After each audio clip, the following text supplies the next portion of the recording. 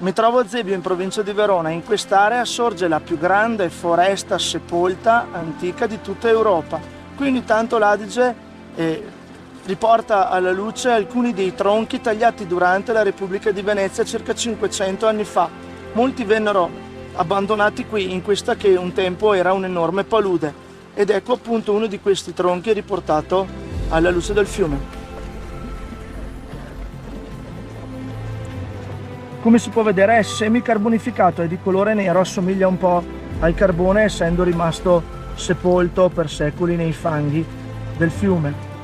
Inoltre questo potrebbe anche essere un tronco ancora in posizione originale, quindi qua sotto potrebbero esserci le sue radici, perché in effetti si trova in verticale e non sdraiato come molti altri che di solito riemergono.